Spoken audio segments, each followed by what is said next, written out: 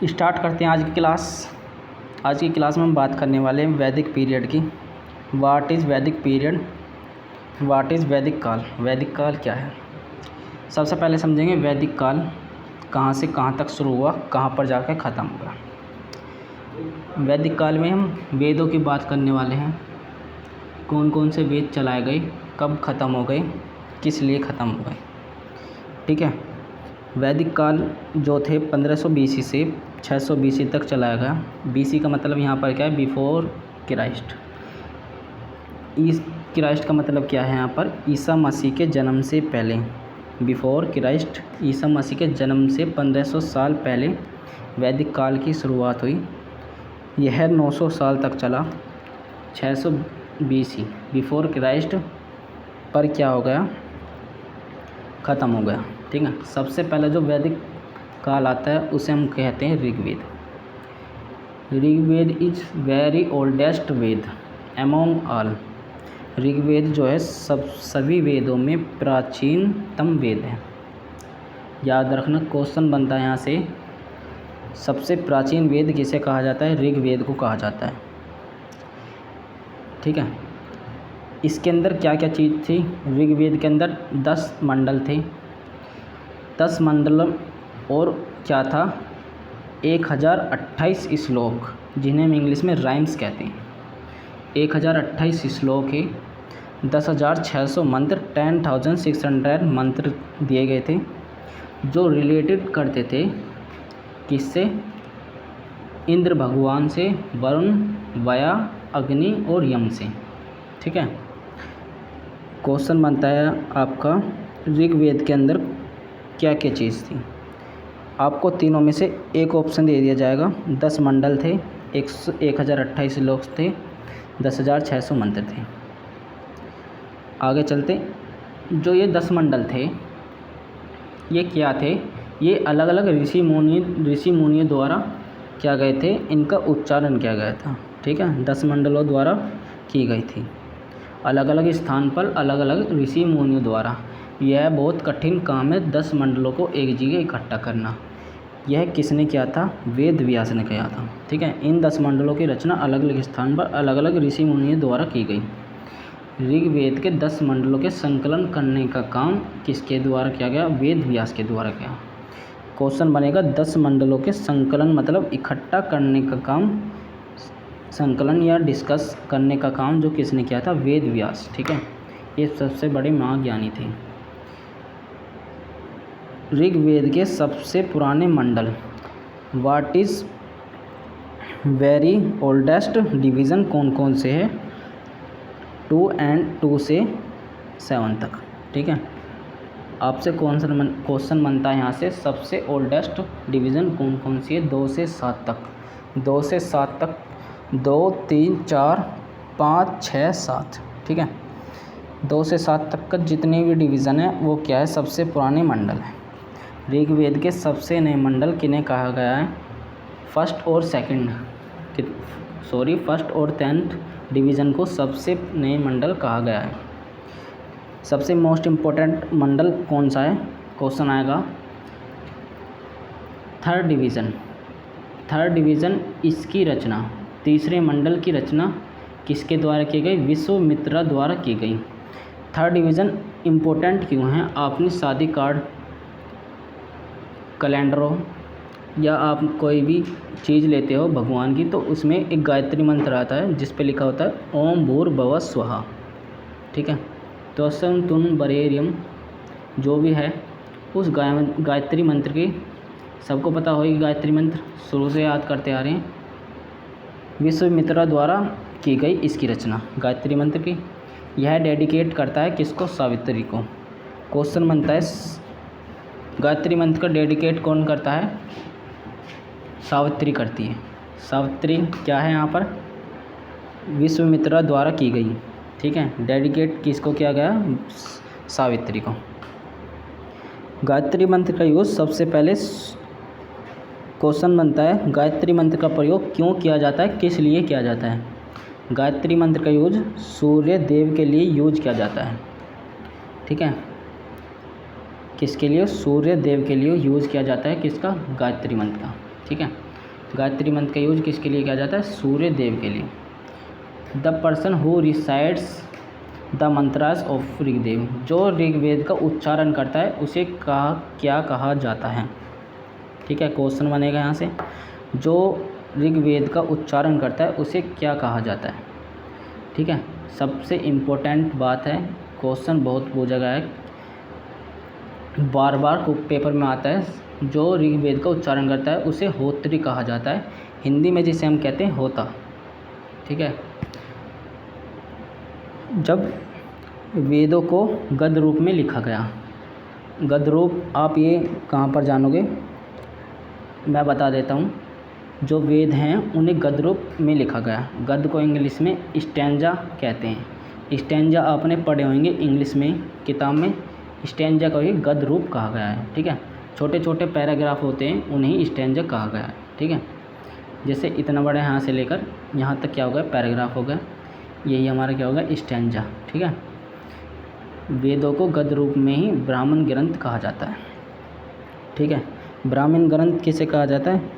वेदों को जब गद्य रूप में लिखा गया तो ब्राह्मण ग्रंथ कहा गया। ठीक है, इस ब्राह्मण ग्रंथ, इसमें 2 ब्राह्मण ग्रंथ दिए गए। क्वेश्चन बनता है ब्राह्मण ग्रंथ कौन कौन से दिए गए? कौन कौन से ग्रंथ थे हमारे? 2 ब्राह्मण ग्रंथ थे, ऐतरेय, कौशिकी। मोस्ट इम्पोर्टेंट बात है ये, ऐतरेय और कौशिकी कहाँ से लिए गए? क्वेश्चन आपको दोनों में से 2 बनेंगे। क्वेश्चन ऐतरेय ग्रंथ कहाँ से लिया गया है, तो आपको राइट लगाना है ऋग्वेद से। सबसे प्राचीनतम वेद कौन सा है? रिपीट कर देता हूँ, तो ऋग्वेद है। ठीक है, ऐतरेय या कौशिकी दोनों में से कोई सा भी क्वेश्चन आ सकता है, तो आपको बताना है ऐतरेय और कौशिकी याद रखना कहाँ से लिए गए हैं, ऋग्वेद से लिए गए हैं। ठीक है, 10वें मंडल की रचना किसके द्वारा की गई? मैंने आपको बताया था पहला और 10वां जो मंडल है सबसे नए वेद हैं, तो इसमें बात करेंगे 10वें मंडल की रचना किसके द्वारा की गई? ऋषि महासुक्तिय, नाम उनका क्या है? ऋषि महासुक्तिय द्वारा की गई। इसी में पहली बार वर्ण व्यवस्था का उल्लेख किया गया।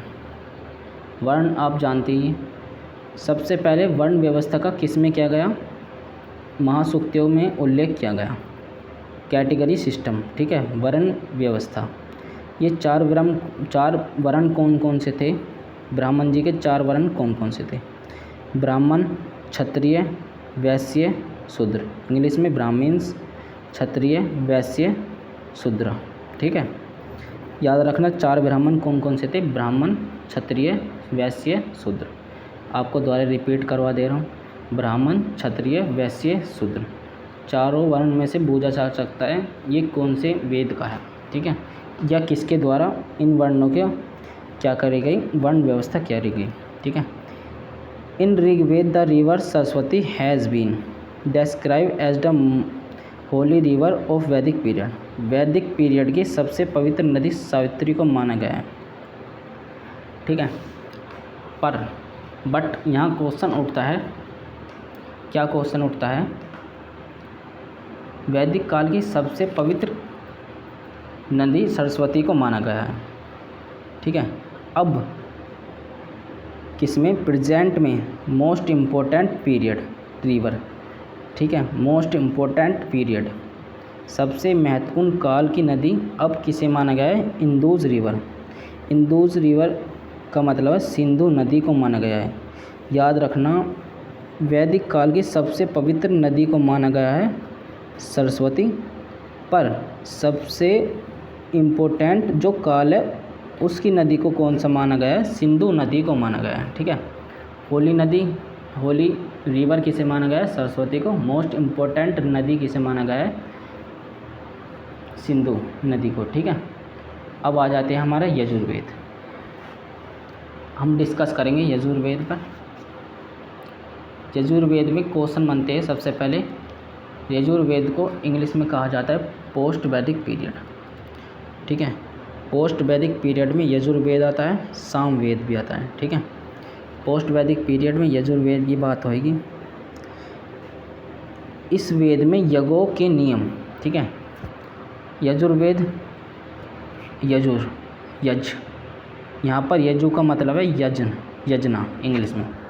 यजना का मतलब क्या है हिंदी में? यज्ञ करना, ठीक है। यज्ञ आप जानते हो, यज्ञ किसे कहा जाता है? इस वेदों में यज्ञों के नियम एवं अन्य धार्मिक क्रियाओं से संबंधित मंत्र हैं। धार्मिक का मतलब आप पूजा करते हो, कुछ भी मतलब धार्मिक रूप से जो आप काम करते हो, इन क्रियाओं से संबंधित मंत्र है तथा यज्ञों के नियम है, ठीक है। किसमें? यजुर्वेद में। नाम से ही पता लग रहा है। क्वेश्चन आएगा यज या यज्ञ किस काल से संबंधित है? तो आपको याद रखना है यजुर्वेद से संबंधित है यज या यजु, ठीक है। क्योंकि इसमें 2 पद हैं। यह एकमात्र ऐसा वेद है जिसमें गद और पद भी हैं, ठीक है। कौन सा? गद का मतलब स्टैंजा, पद आपको पता ही है पोएट्री, ठीक है। कौन सा वेद है? यजुर्वेद। जो गद पद है उसे क्या कहा गया, ठीक है। जब इसमें 2 होंगे अलग अलग गद और पद, तो इसे 2 भागों में बांटा गया, ठीक है। यजुर्वेद को 2 भागों में बांटा गया। ऋग्वेद के भी इसके भी 2 ब्राह्मण ग्रंथ हैं, इनके बारे में अभी डिस्कस करेंगे। पहले आप जान लेते स्टैंजा। गद को क्या कहा गया? कृष्ण यजुर्वेद, ठीक है। पद को क्या कहा गया? पोएट्री स्कालिड शुक्ला यजुर्वेद, ठीक है। शुक्ल यजुर्वेद कहा गया किसको? पोएट्री को। स्टैंजो को क्या कहा गया? कृष्ण यजुर्वेद, ठीक है। ऋग्वेद की तरह इसमें भी 2 ब्राह्मण ग्रंथ हैं। कौन कौन से? तैत्तिरीय और शतपथ। मोस्ट इम्पोर्टेंट बात ये याद रखनी है आपको, तैत्तिरीय और शतपथ 2 ब्राह्मण ग्रंथ है किसकी तरह? ऋग्वेद की तरह, ठीक है।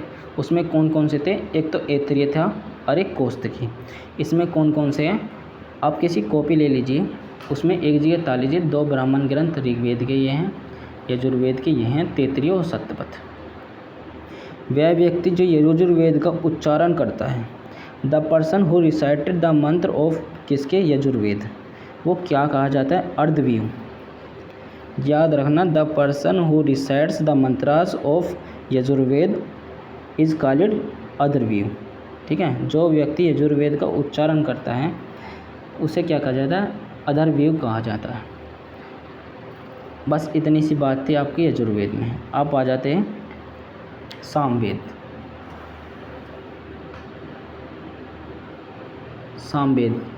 सामवेद में डिस्कस करेंगे सामवेद। साम शब्द का अर्थ किससे? सिंगिंग से, ठीक है। सामवेद का शब्द किससे? सिंगिंग से। Which Veda is considered father of India music? Which Veda is considered father of India music? Samaveda किसके संबंधित है? गाने से संबंधित है। सिंगिंग, गायन, सबसे ज़्यादा प्रयोग गायन किससे होता है? क्वेश्चन बनता है गायन किस वेद से संबंधित है, तो आपको पता होनी चाहिए सामवेद से संबंधित है। Which Veda is considered father of India music? किसके? गाने के पिता, ठीक है। इंडियन म्यूजिक, भारतीय ज्ञान के जो क्या है पिता है, वो किस वेद से संबंधित करते हैं, ठीक है। तो क्वेश्चन बनेगा which Veda is considered father of India music, ठीक है। तो आपका आंसर क्या है? Samaveda is considered father of music. ये बात आपको याद रखनी। It has those mantras of Rigveda which are sung, ठीक है। वह कौन सा मंत्र है जिसमें गाने का ज्ञान प्राप्त होता है? तो आपको याद रखना है सामवेद। इट हैज़ मंत्राज, ठीक है। सामवेद किसमें सिंगिंग का यूज़ होता है, ठीक है। इसमें 7 म्यूजिकल नोट्स दिए गए हैं, 7 स्वर दिए गए हैं सामवेद में। आपको पता होगी सा रे गा मा पा धा नी, सा रे गा मा पा धा नी, ये तो आप सबको पता ही है। वह व्यक्ति जो सामवेद का उच्चारण करता है उसे उद्गाता कहा जाता है। क्वेश्चन बनेगा उद्गाता किसे कहा जाता है? वह व्यक्ति जो किसका? सामवेद का उच्चारण करता है। This is the right answer for you, Samaveda, ठीक है। सामवेद की पूजा किस संबंधित की जाती है, ठीक है। सूर्य देवता के लिए ही की जाती है। किसकी? सामवेद की जो संबंधित पूजा है वो सूर्य देवता के मंत्र के लिए किया जाता है। ठीक है। पहले क्वेश्चन जो आया था, गायत्री मंत्र का यूज किस लिए किया जाता है, ठीक है, तो वे सूर्य देवता के लिए किया जाता है। यहाँ पर भी सूर्य देवता के लिए ही पूजा की जाती है सामवेद के मंत्र की। इसका जो उच्चारण करता है उसे क्या कहा जाता है, उद्गता कहा जाता है। इसके भी 2 ब्राह्मण टेक्स्ट हैं, कौन कौन से, पंचविंश ब्राह्मण, जैमिनीय।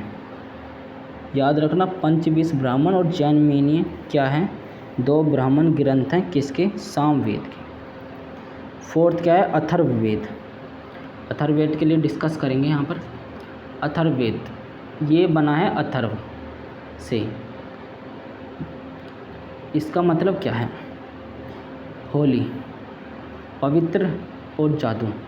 अथर्ववेद में पवित्रता और जादू के बारे में सबसे ज़्यादा दिया गया है, ठीक है। अथर्व का मतलब ही क्या है, पवित्र और जादू। नोवेस्ट वेद अमोंगल, यह सभी वेदों में से सबसे नया वेद है जिसे अथर्ववेद कहा गया है।